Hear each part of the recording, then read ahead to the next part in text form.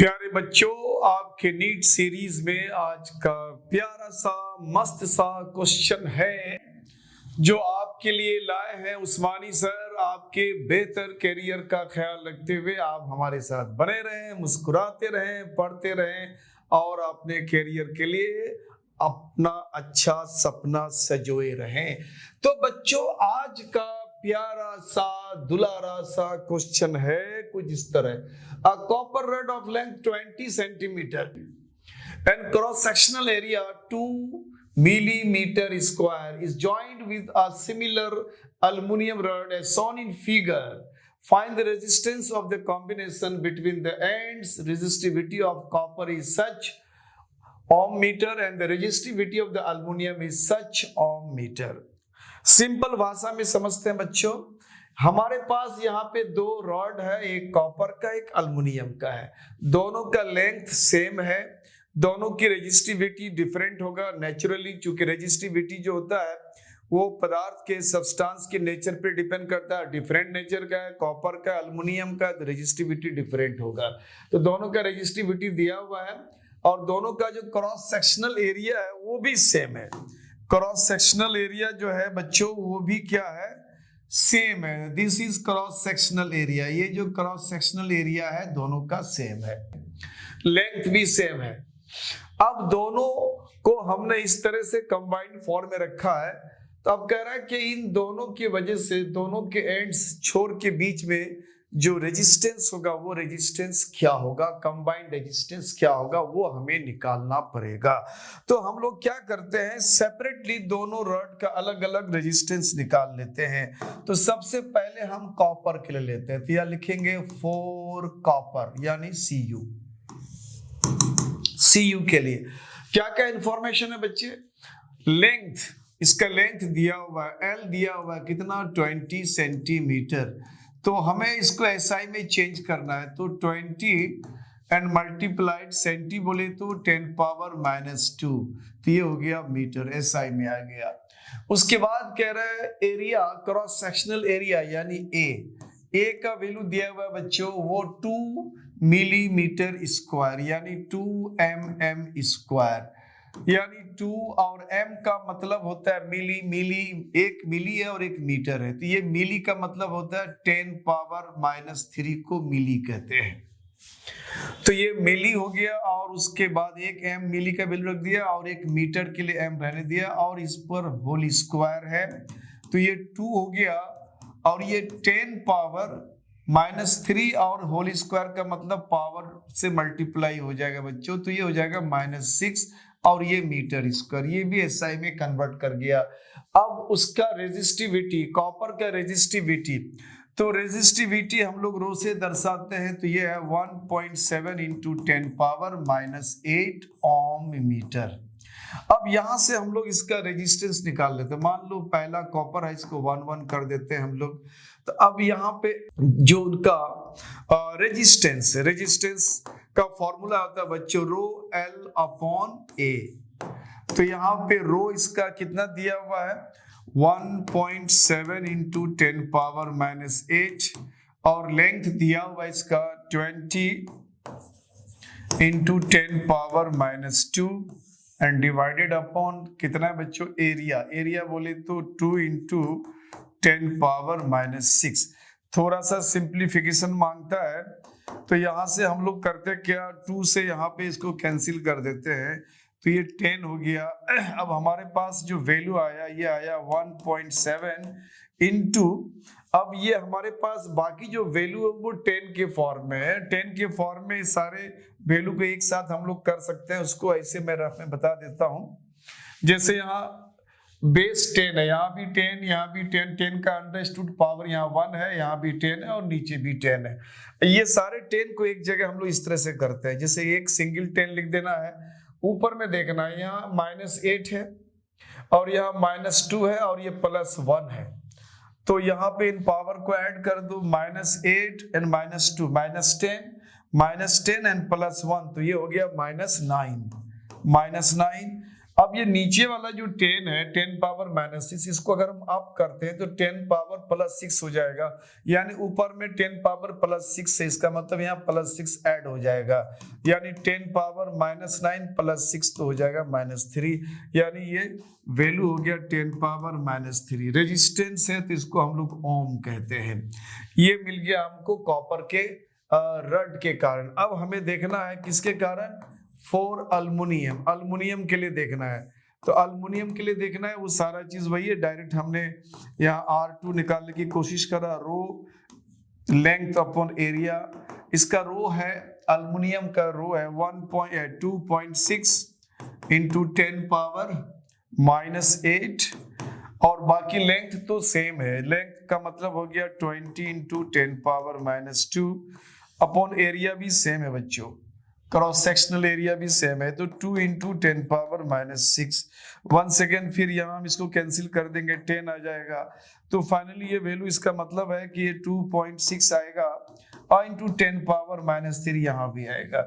तो दोनों रेजिस्टेंस हमने निकाल लिया सेपरेटली, और चूंकि दोनों रड एक दूसरे के साथ पैरेलल में कंबाइंड है, इसका मतलब है इसको हम पैरेलल कॉम्बिनेशन ऑफ रेजिस्टर्स के जो कॉन्सेप्ट है वहां से निकाल लेते हैं। एक रजिस्टर इस तरह से है और दूसरा रजिस्टर इस तरह से है, एक हमारा R1 है और दूसरा R2 है, और ये हमारा पैरेलल कॉम्बिनेशन में है। तो पैरेलल कॉम्बिनेशन में है तो हम पैरेलल कॉम्बिनेशन से इस वैल्यू को निकालेंगे। तो यहां पे लिखेंगे रिजल्टेंट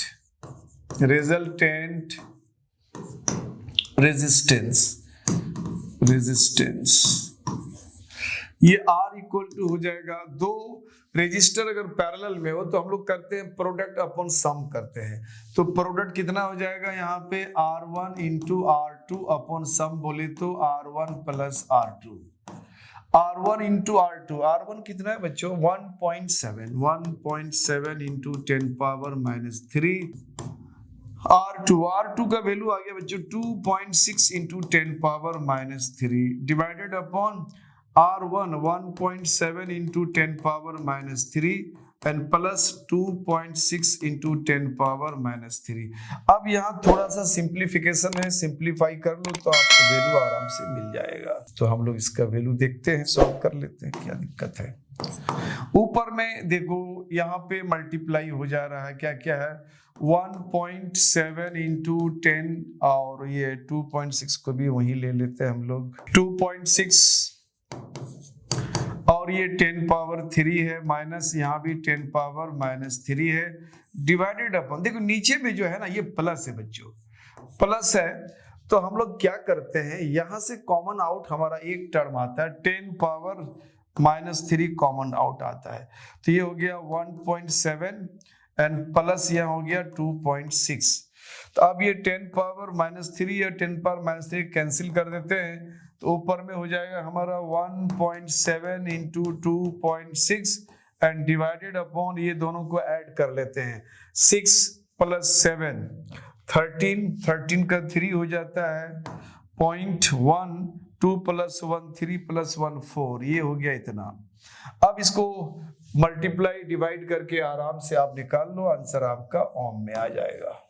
नेक्स्ट क्वेश्चन है बच्चों आज का, find the effective resistance of the network shown in figure. ये फिगर में जो आपको यहाँ दिखाया गया नेटवर्क, यहाँ पे आपको इफेक्टिव रेजिस्टेंस निकालना है between points A and B, यानी ए और बी के बीच में आपको इफेक्टिव रिजल्टेंट जो भी कहा जाए रेजिस्टेंस निकालना है। दिया हुआ है कंडीशन, पहला दिया है the switch S is open, ये जो स्विच एस दिखाया गया है एक केस में ओपन है और स्विच एस इज क्लोज, और सेकंड केस में है कि स्विच को क्लोज यानी इसको ऑन कर दिया है। स्विच ऑन को हम लोग क्लोज कहते हैं और कट कर देना उसको हम लोग स्विच ओपन कहते हैं। तो एक बार ओपन है और एक बार क्लोज है। तो सबसे पहले हम लोग पहले केस को देखते हैं बच्चों, जब ये ओपन है, जब ये ओपन है तब उसको देखते हैं हम लोग, ओपन है पहला केस, स्विच इज ओपन। जब ये स्विच ओपन होगा तो अब ये 5 और ये 10 हमारा सीरीज में आ जाएगा और ये कट हो जाएगा इससे, यहाँ भी 10 और 5 ये सीरीज में आ जाएगा। तो जब ये ओपन होगा तो आप देखो यहाँ पे ए से यहाँ चलोगे तो ये 5 और 10 जो है ये आपको सीरीज में आ जाएगा, ये आपको इधर भी नीचे भी सीरीज में आ जाएगा। अब ये पॉइंट ए है और यहाँ पॉइंट बी है, ये आपका 5 ओम है और ये 10 ओम है, this is 10 ohm and this is 5 ओम। तो अगर आप देखा जाए तो यहाँ पे सीरीज का मतलब है ये दोनों मिला के ये कितना हो गया, 15 हो गया, और यहाँ भी ये 15 हो गया। अब ये 15 और 15 आपको पैरेलल में आ गया, तो पैरेलल का जो रेजिस्टेंस का इफेक्टिव वैल्यू है ये और ये आप पैरेलल, ये दोनों जुड़ के 15 आ गया, ये भी दोनों ऐड होके 15 आ गया, सीरीज में ऐड हो जाता है। अब जब ये ऐड हो गया, अब इसको हम सिंगल मानते हैं, यानी 15 ओम का, ये भी सिंगल मान लेते हैं 15 ओम का, यानी दो 15 ओम का, एक यहाँ पे है और एक नीचे है, ये भी 15 ओम और ये भी 15 ओम का है। अब ये दो 15 ओम का है, तो बच्चों जब दो सिमिलर समान रेजिस्टेंस पैरेलल में हो, दो समान वैल्यू वाला रेजिस्टेंस पैरेलल में हो, तो इनका इफेक्टिव वैल्यू जो होता है किसी एक का हाफ हो जाता है, किसी एक का हाफ हो जाएगा। तो इफेक्टिव रेजिस्टेंस जो होता है यानी 15 का हाफ हो जाएगा 7.5 ओम। अगर आप निकालना चाहती हो तो निकाल के देख लो, रेजिस्टेंस बराबर क्या होता है, पैरेलल में जब रहता है तो क्या होता है, प्रोडक्ट अपन सम होता है, प्रोडक्ट बोले तो 15 और सम बोले तो 15 प्लस 15, तो ऊपर तो हो गया 15 इंटू 15 और नीचे हो गया 15 प्लस 15 यानी ट्वाइस ऑफ 15। तो एक 15 तो यहाँ से कट जाएगा, 15 प्लस 15 30 होता है, ट्वाइस ऑफ 15 मतलब 30 होता है। तो अब ये क्या रह गया, 15/2, 2 से डिवाइड करोगे तो क्या होगा, 7.5 ओम हो जाएगा। एक तो ये आंसर हो गया हमारा।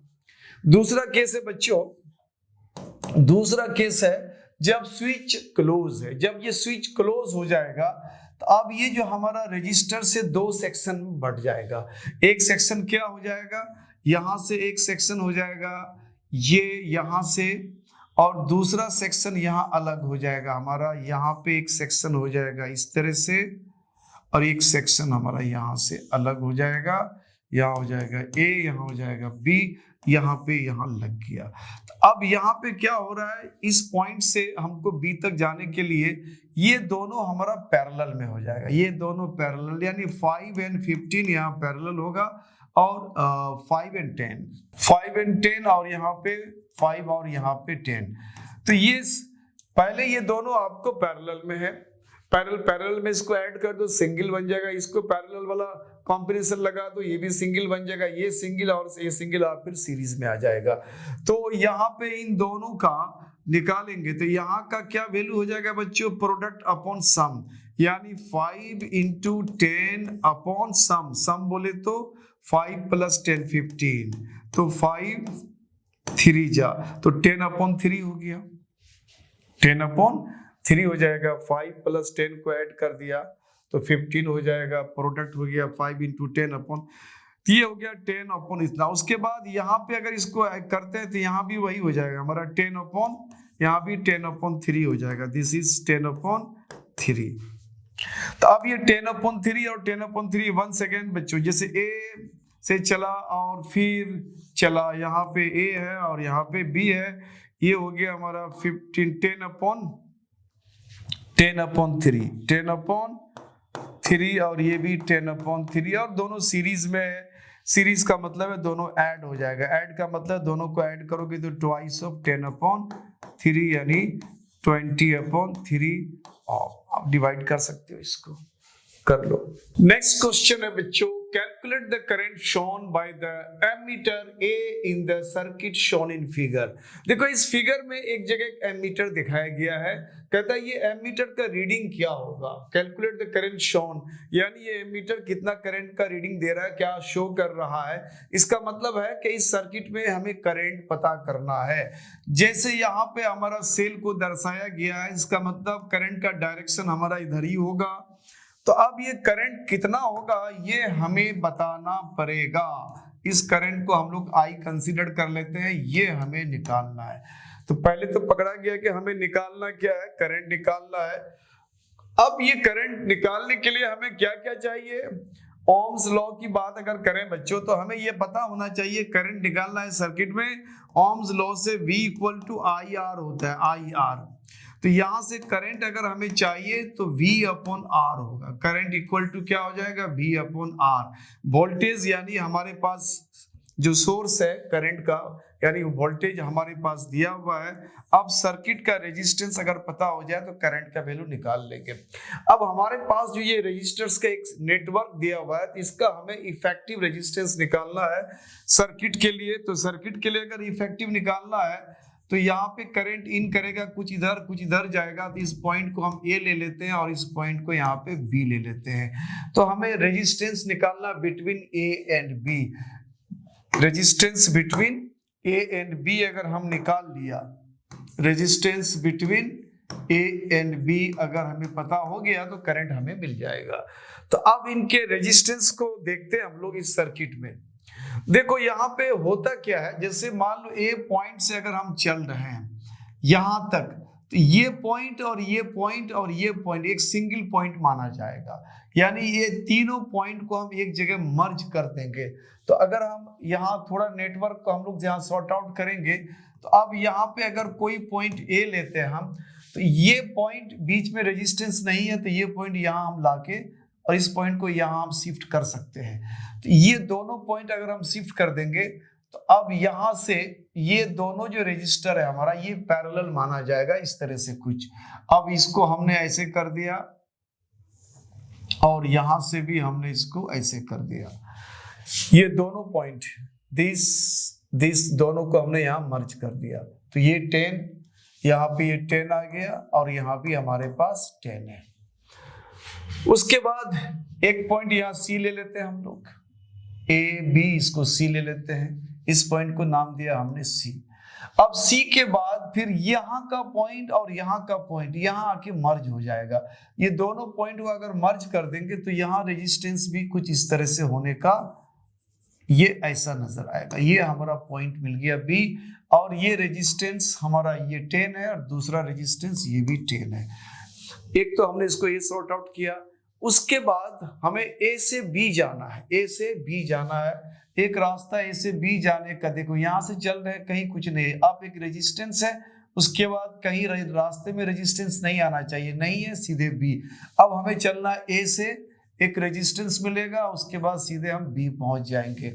इधर से भी चलते हैं, A to B चलते हैं। A से यहाँ तक हमें रेजिस्टेंस नहीं मिल रहा है, इसका मतलब है कि कहीं कुछ नहीं है। अब बीच में एक रेजिस्टेंस है, फिर यहाँ से लेके यहाँ तक B पहुंच रहा है, यहाँ भी रेजिस्टेंस नहीं है, इसका मतलब एक रेजिस्टेंस हमें ऐसे मिलेगा। अब इन सारे रेजिस्टेंस को हम लोग क्या करेंगे, सॉर्ट आउट करेंगे।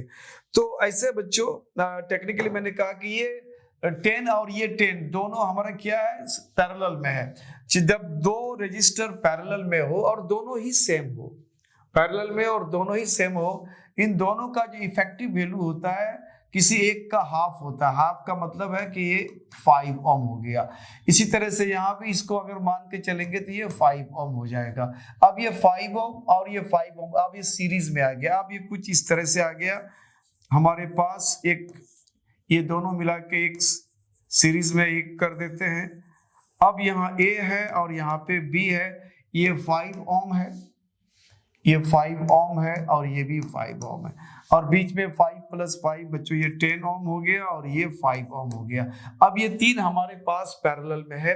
A और B के बीच में इफेक्टिव रेजिस्टेंस, पैरेलल रेजिस्टेंस का अगर हमने 1/RP कह दिया तो ये हो जाएगा 1/R1 यानी 5 + 1/R2 यानी 10 एंड 1/R3 यानी 5। अब इसको एलसीएम ले लेते हैं। यहाँ पे 5 और 10 का एलसीएम हो जाएगा, यहाँ पे ले लेते हैं एलसीएम, हम लोग निकाल सकते हैं इस तरह से। तो अब यहाँ से 5 का मल्टीपल है 5 1 5 2 और यहाँ पे 5 1, तो ये हो जाएगा 5 2 जा 10। तो हमारे पास यहाँ एलसीएम बच्चों 10 हो गया। तो 5 2 जा 10, 2 टाइम्स चलता है, 2 इससे मल्टीप्लाई हो जाएगा, और ये 10 1 जा 10, एक 1 बार चला तो 1 × 1 1 हो जाएगा। 5 2 जा 10, 2 टाइम्स चला, 2 × 1 2। तो ऊपर में कितना हो गया बच्चों, 2 + 1 5, ये हो गया 5/10 यानी 1/2। तो अब ये वैल्यू 1/2 अगर आता है तो अब इसका 1/r है बच्चों, rp। तो ये 1/rp है, 1/2, इसका मतलब ये rp हो गया आपको 2। यानी a और b के बीच में इफेक्टिव रेजिस्टेंस बच्चों 2 हो गया। अब यहाँ हमारे पास क्या क्या डाटा आ गया, रेजिस्टेंस मिल गया हमें 2 ओम, उसके बाद वोल्टेज मिला हमारा यहाँ सर्किट में, सोर्स में जो सर्किट में जो सोर्स दिया हुआ ये 10 वोल्ट, और हमें करंट निकालना है। करंट बराबर होता है वोल्टेज अपॉन रेजिस्टेंस। वोल्टेज यहाँ कितना है 10 और अपॉन रेजिस्टेंस 2 है, तो ये कितना हो गया 5। यानी इस एमीटर का जो रीडिंग होगा वो 5 एम्पियर होगा। अगला क्वेश्चन है बच्चों आपके लिए, आप लोगों के लिए बहुत ही प्यारा सा, और क्वेश्चन का लैंग्वेज है इन the circuit shown in figure. कह रहा है कि जो फिगर यहाँ दिया हुआ बच्चों, इस फिगर में एक सर्किट है, बहुत ही नेटवर्किंग वाला सर्किट है। ये सर्किट में कह रहा है find potential difference across the capacitor. तो इस कैपेसिटर यानी इस सर्किट में जो एक कैपेसिटर दिखाया गया है, उस कैपेसिटर के प्लेट्स के बीच में पोटेंशियल डिफरेंस हमें पता करना पड़ेगा। तो हमारे पास सर्किट में यहाँ एक कैपेसिटर लगा है, इस कैपेसिटर का एक प्लेट ये इधर है, सी से कनेक्टेड है, दूसरा प्लेट यहाँ पे ई से कनेक्टेड है। तो अब ये जो प्लेट है दो, इन दोनों प्लेट्स के बीच में पोटेंशियल डिफरेंस क्या होगा ये हमें पता करना है। तो ये हमारा क्वेश्चन है, यानी ये जो क्वेश्चन दिया हुआ है इसमें हमें ये पता करना है। तो होता ये बच्चों, जब भी सर्किट में हम कैपेसिटर को लगाते हैं डीसी सर्किट में, तो वो तुरंत वो चार्ज हो जाता है। जब उनका प्लेट चार्ज हो जाता है तो फिर वो सर्किट का यहाँ कट ऑफ हो जाता है, यानी अब इसमें कोई करंट का आना जाना यहाँ कुछ नहीं होता है। तो जब ये चार्ज हो जाता है और बहुत जल्दी चार्ज हो जाता है, तो ये सर्किट में इधर की तरफ करंट का जो फ्लो है वो खत्म हो जाता है। तो जब इस सर्किट में इधर करंट जाएगा ही नहीं, तो बाकी सर्किट का जो बाकी आर्म से भुजा है उसमें करंट को हम देखना पड़ेगा कि करंट कैसे कैसे किधर से कैसे जा रहा है। तो अगर आप इधर से करंट नहीं जा रहा है, बाकी रेस्ट सर्किट में इधर करंट नहीं जा रहा है, तो ये सर्किट हमारा, ये जो आर्म है हमारा, ये आर्म हमारा डेड हो गया। तो डेड हो गया तो अब हमें क्या करना है, इस पॉइंट सी के और दूसरा वाला जो साइड है यहां तक आता है, क्योंकि ये सर्किट का ऐसे जाएगा, ये सर्किट को हम डेड मानते हैं और दूसरा पॉइंट को हम यहाँ एफ मानते हैं। यानी दोनों प्लेट्स के बीच का पोटेंशियल डिफरेंस का मतलब है कि potential difference between C and F, यानी VCF, ये हमें निकालना है फाइनली। अब ये निकालने के लिए हमें यहाँ का और यहाँ का पोटेंशियल डिफरेंस पता करना होगा इस सर्किट में। तो सबसे पहले हम लोग देखते हैं, हमारे पास जो ये सोर्स है 15 वोल्ट का जो सोर्स है, ये सोर्स इस सर्किट में करंट को इधर की तरफ फ्लो कराता है, और करंट का जो फ्लो इधर की तरफ है उसको हम ले लेते हैं I। अब ये करंट I जंक्शन A में आने के बाद दो तरफ बटेगा बच्चों, एक तो इधर जाएगा, मान लो इधर की तरफ I1 गया और रेस्ट करंट इधर जाएगा। तो I करंट अगर यहाँ आ रहा है, I में से I1 इधर गया तो बचा कितना, तो बचा करंट इसमें I में से I1 माइनस कर दिया इधर वाला, तो ये बाकी करंट इधर जाएगा। तो अब इस सर्किट में हमें करंट का ये डिस्ट्रीब्यूशन है। अब इस करंट के वैल्यू को, सबसे पहले तो हमें करंट I को देखना पड़ेगा कि करंट I का वैल्यू कितना होगा। तो करंट I के वैल्यू को निकालने के लिए हमारे पास, यानी करंट हमें जानना है, सबसे पहले हमें I पता करना है बच्चों। तो करंट I पता करने के लिए हमें वोल्टेज चाहिए जो ऑलरेडी दिया हुआ है, और रेजिस्टेंस चाहिए जो हमें अभी दिया हुआ नहीं है। तो हमें रेजिस्टेंस मालूम कर लेना है, रेजिस्टेंस हम मालूम कर सकते हैं इस नेटवर्क में। तो अब रेजिस्टेंस मालूम करना है कहां से कहां के बीच, बिटवीन A एंड F के बीच हमें रेजिस्टेंस पता करना है सर्किट के लिए। रेजिस्टेंस बिटवीन AF के बीच रेजिस्टेंस क्या होगा, क्योंकि करंट आकर के इस सर्किट में पॉइंट A में यहाँ बढ़ जाता है, बढ़ने के बाद फिर फाइनली सब मिल करके यहाँ F होते हुए सर्किट पूरा करता है। तो हमें A और F के बीच रिजल्टेंट इफेक्टिव रेजिस्टेंस चाहिए। तो वहां तक जाने के लिए तो सबसे पहले हमें ये देखना पड़ेगा, पहले ए और डी के बीच देखते हैं बच्चों। तो यहाँ पे पॉइंट हमारा ए है और ए और डी के बीच में एक रेजिस्टेंस तो डायरेक्ट है, एक रेजिस्टेंस डायरेक्ट है यहाँ पे 3 ओम का, और बाकी ये 2 रेजिस्टेंस जो है सीरीज में है, 2 रेजिस्टेंस सीरीज में है, ये 2 रेजिस्टेंस सीरीज में है, ये भी 3 ओम है, ये भी 3 ओम है। तो ए और डी के बीच रिजल्टेंट क्या हो जाएगा, ए और डी के बीच रिजल्टेंट, दिस इज डी। ए और डी के बीच रेजिस्टेंस, ये 3 + 3 क्या हो गया बच्चों, 6 हो गया। अब ये दोनों का मिला के 6 हो गया। 6 और 3 यहाँ पे हमारे पास क्या है, 6 और 3 हमारे पास यहाँ पैरेलल में है। तो पैरेलल में है तो अब ये क्या हो जाएगा, 6 3 का रिजल्टेंट क्या हो जाएगा, 6 3 का रिजल्टेंट यानी ए और डी के बीच यानी प्रोडक्ट अपॉन सम, प्रोडक्ट हो जाएगा 6 × 3 अपॉन सम, 6 + 3 9, 3 3 जा 9, 9 3 2 जा, तो ये हो गया बच्चों 2 ओम।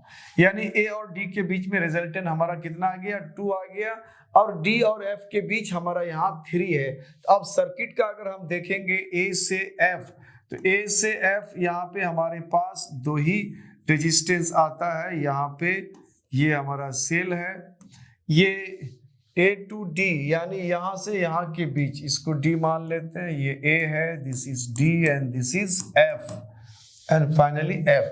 तो यहाँ आपका आ गया A और D के बीच का रेजिस्टेंस 2 ओम है, दिस इज 2 ओम, और D और F के बीच का रेजिस्टेंस है 3 ओम, दिस इज 3 ओम, ये है 15। अब करंट बराबर क्या हो जाएगा, करंट फॉर्मूला आप याद हमेशा रखो, फॉर्मूला वीर का VIR, वीर ये आपका ओम्स लॉ से आता है बच्चों। तो करंट बराबर क्या हो जाएगा, R को डिवाइड करोगे, इधर करोगे तो R क्या हो जाएगा, यहाँ आके डिवाइड हो जाएगा। तो इसका मतलब करंट बराबर क्या होता है, वोल्टेज अपॉन रेजिस्टेंस। तो हमें करंट निकालना है, वोल्टेज, वोल्टेज यहाँ 15 है, तो 15 अपॉन रेजिस्टेंस कितना हो गया हमारे पास, 2 + 3 सीरीज में, तो ऐड हो जाएगा 5 हो जाएगा, 5 बोले तो 3, यानी 3 एम्पियर हमारा करंट हो गया। ओम नहीं बच्चों, 3 एम्पियर, यानी इस सर्किट में 3 एम्पियर करंट है। अब 3 एम्पियर करंट में कुछ करंट तो इधर जा रहा है और कुछ करंट आपको इधर से जा रहा है। तो अब कुछ में कितना जा रहा है इधर और कितना जा रहा है इधर, ये वैल्यू हमें निकालना पड़ेगा। तो उसके लिए हम लोग थोड़ा सा करंट हमने पता कर लिया, तो करंट जब पता हो गया तो हम लोग अब करंट का डिस्ट्रीब्यूशन कर देते हैं 2 डायरेक्शन में। चलो अब यहाँ हमने इधर कहा कि इधर की तरफ करंट कितना गया, इधर की तरफ करंट I1 गया। अब यहां से लेके C होते हुए D तक पहुंचेगा और यहां से डायरेक्ट D पहुंचेगा। तो अगर हम कहेंगे कि potential difference between A and D from this route and potential difference between A and D from that route equal होगा। अगर हम उस रूट से अगर हम बोलेंगे potential difference V AD, A और D के बीच का पोटेंशियल डिफरेंस, पोटेंशियल डिफरेंस इधर से इधर की तरफ अगर करते हैं A और D के बीच, तो पोटेंशियल डिफरेंस V = IR होता है, IR होता है। इधर की तरफ हमने करंट कितना लिया I1 और R कितना हो जाएगा 3 + 3 6, तो ये हो जाएगा 6। उसके बाद अगर हम A और D के बीच का पोटेंशियल डिफरेंस हम इधर से डायरेक्ट लेते हैं तो ये हो जाएगा VAD, और इधर की तरफ करंट कितना हमारा I - I1 है, I - I1 है, और रेजिस्टेंस कितना है यहाँ पे, वही करंट इधर की तरफ इतना गया और रेजिस्टेंस यहाँ हमारे पास 3 है, तो मल्टीप्लाई 3 हो गया। अब यहाँ ध्यान देना बच्चों, ये जो हमारे पास है दिस, ये A और D के बीच का पोटेंशियल डिफरेंस ये भी और ये भी, इसका मतलब ये दोनों सेम वैल्यू है। तो जब दोनों सेम वैल्यू है, दोनों को हम लोग यहाँ सॉल्व कर देते हैं, यानी 6I1 इक्वल टू हो जाएगा, इसको मल्टीप्लाई कर देते हैं 3I - 3I1। तो 3I1 को इधर लेके आते हैं, 3I1 इधर लेके आ जाएंगे, प्लस हो जाएगा, प्लस 3I1 6I1, तो ये 9I1 हो गया बच्चों, और ये हो गया 3I1, यानी I1 हो गया 3I/9, 3। और करंट का वैल्यू ऑलरेडी हम लोग निकाल चुके हैं बच्चों, करंट का वैल्यू कितना आया था हमारे पास, 3 एम्पियर आया था। तो करंट का वैल्यू यहाँ 3 एम्पियर है, एंड डिवाइडेड अपॉन यहाँ पे 9, 3 3 या 9 यानी 1। इधर की तरफ जो करंट है वो है 1 एम्पियर। इधर की तरफ जो करंट है बच्चों, इधर की तरफ जो करंट है, इधर की तरफ जो करंट है वो 1 एम्पियर है। तो ऑब्वियसली टोटल करंट हमारे पास 3 एम्पियर है, तो 1 एम्पियर इधर से करंट अगर जा रहा है तो इधर की तरफ जो करंट जा रहा है ये करंट हमारा 2 एम्पियर है, क्योंकि टोटल करंट हमारे पास 3 एम्पियर है। तो 1 एम्पियर इधर जा रहा है और 2 एम्पियर इधर जा रहा है। अब ये इधर से करंट आएगा हमको, इधर से आएगा 1 एम्पियर, इधर से आएगा 2 एम्पियर, तो फिर यहाँ मिल करके 3 एम्पियर हो जाएगा। तो अब हमें ए और सी और एफ के बीच का पोटेंशियल डिफरेंस जानना है। तो सी और एफ के बीच का पोटेंशियल डिफरेंस के लिए हम लोग करते क्या बच्चों, तो यहाँ लिखेंगे potential difference between C and F, C and F. तो ये हो जाएगा potential difference between C D और plus potential difference between D F.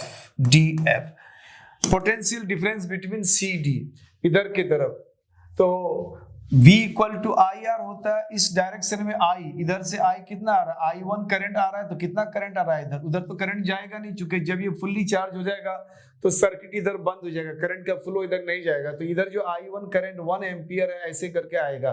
तो इस सर्किट में C और D के बीच में करंट कितना जा रहा है हमारा, चूंकि C और D के बीच में पोटेंशियल डिफरेंस बराबर क्या हो जाएगा, potential difference V equal to I R होता है। I कितना है हमारे पास 1 एम्पियर है, और R कितना है बच्चों, यहाँ पे R3 है, यहाँ पे 3 प्लस उसके बाद D2F। तो करंट हमारा कितना हो गया यहाँ पे, D2F 3 एम्पियर हो गया, तो करंट हो गया 3 एम्पियर और मल्टीप्लाइड रेजिस्टेंस कितना है, 3 एम्पियर है, 3 ओम है। तो ये हो जाएगा आपको 3 प्लस 3 जा 9 और 9 प्लस 3 ये 12, यानी 12 वोल्ट हो जाएगा। यानी कैपेसिटर की प्लेट्स के बीच जो पोटेंशियल डिफरेंस है बच्चों, जो हम लोग को निकालना था वो है आपको 12 वोल्ट। ठीक है, आई डू होप आप आराम से उसको। नेक्स्ट क्वेश्चन है, calculate the value of the resistance R in the circuit shown in figure. इस फिगर में एक सर्किट है और इस सर्किट में एक रेजिस्टेंस है R, इस R का वैल्यू निकालना है। So that the current in the circuit का करंट दिया हुआ है 0.2 एम्पियर, करंट हमें नहीं निकालना है। फिर कह रहा है कि what would be the potential difference between the points A and B, A और B पॉइंट्स के बीच का पोटेंशियल डिफरेंस यानी VAB भी निकालना है। दो चीज हमें निकालना है। तो सबसे पहले हमें रेजिस्टेंस R को निकालने के लिए पूरे सर्किट का करंट और पूरा पोटेंशियल पूरे रेजिस्टेंस वगैरह सारा पता होना चाहिए। तो यहाँ का रेजिस्टेंस हमें 10 ओम पता है, यहाँ का रेजिस्टेंस निकालना, यहाँ A और B के बीच का हमें इफेक्टिव रेजिस्टेंस नहीं पता है। तो सबसे पहले A और B के बीच में इफेक्टिव रेजिस्टेंस हमें निकालना है। तो A और B के बीच इधर की तरफ हमने B रखा और यहाँ पे हमने A रखा, इन दोनों के बीच इफेक्टिव रेजिस्टेंस। तो बच्चों यहाँ B से हम जब चलते हैं A तक, देखिए यहाँ D और A के बीच में, D और A के बीच में यहाँ कोई रेजिस्टेंस नहीं है। इसका मतलब है A और D को एक जगह माना जाएगा, सिंगल पॉइंट माना जाएगा। तो अब हमें B से C जाना है, C से D बोले तो A, यानी B से C जाना है, तो B से C और C से फिर D, C से D एक और, यहाँ 5 ओम है यहाँ पे, और उसके बाद एक आगे और 5 ओम है। C के बाद यहाँ एक और 5 ओम है, उसके बाद D का मतलब है कि हमने A पहुंच गया।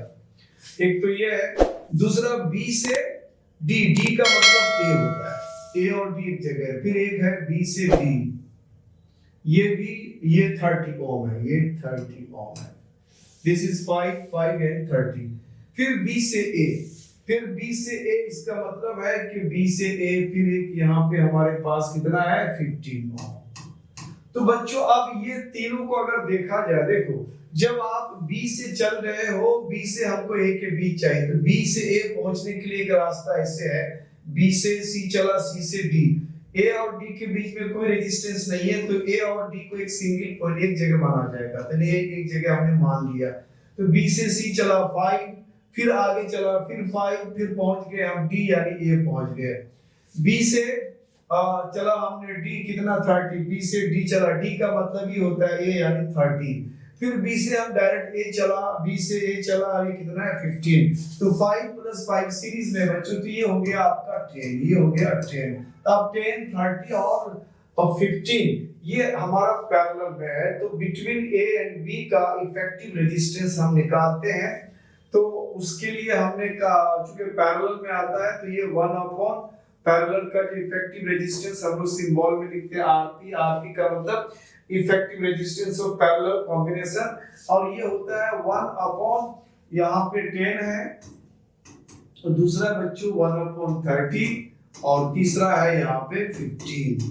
अब इन सब का आप एलसीएम निकाल लो, 10 है, 15 है और 30 है, तो ये सब जो है 5 का मल्टीपल है, 5 2 या 10, और उसके बाद जो है 5 3 या 15 और 5 6, अब फिर ये जो है आपको 3 का मल्टीपल कह सकते हैं, 3 का ये 2 नहीं चल रहा आ जाएगा, 3 1 जा 3, 3 2 जा 6, फिर ये जो है 2 का मल्टीपल है, 2 1 जा 2 और यहाँ हो जाएगा 1, यहाँ पे 2 1 जा 2, अब टोटल कितना गया 5 3 जा 15 और 15 2 जा 15 2 जा 30, तो एलसीएम बच्चों यहाँ पे हमारा हो गया 30, 10 को 30 से 30 को 10 से डिवाइड करो 3 हो जाएगा, 3 1 जा 3 प्लस 30 को 30 से डिवाइड करो 1 टाइम 1 1 जा 1, 15 से डिवाइड करो 15 2 जा 2 टाइम 2 1 जा 2, तो ऊपर में कितना हो गया बच्चों 5 प्लस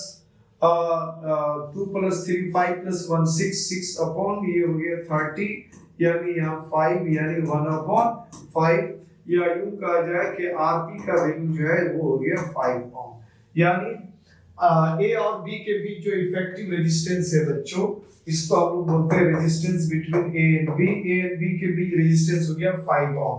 अब हमें सर्किट में देखना पड़ेगा, सर्किट में टोटल रेजिस्टेंस कितना हो रहा है, देखो अब ये सर्किट हमारा, ये सारा सर्किट मर्ज हो गया, ए और बी के बीच में आ गया, ए और बी के बीच में, अब हम लोग देखेंगे ये ए और बी के बीच में टोटल रेजिस्टेंस 5 ओम आया, रास्ते में आर नहीं पता है, ये 10 है, तो अब 3 रेजिस्टेंस आ गया, अब और तीनों रेजिस्टेंस यहाँ बच्चों, ये रेजिस्टेंस ए और बी के बीच जो टोटल वैल्यू आया हमारा 5, ये सबको मिला करके 5 आया, ये 5 ये आर और ये 10 सीरीज में है, जब सीरीज में आता है तो effective resistance of circuit, circuit का जो रेजिस्टेंस होगा, रेजिस्टेंस ऑफ सर्किट, सर्किट का जो रेजिस्टेंस होगा वो सीरीज में है, तो डायरेक्ट सम हो जाएगा 10 प्लस यहाँ पे 5 है और प्लस यहाँ पे आर है, तो ये हो जाएगा 15 प्लस आर, सर्किट का रेजिस्टेंस हमारा हो गया 15 प्लस आर, और करंट दिया हुआ है, चूंकि हम सर्किट में करंट का वैल्यू जब निकालते हैं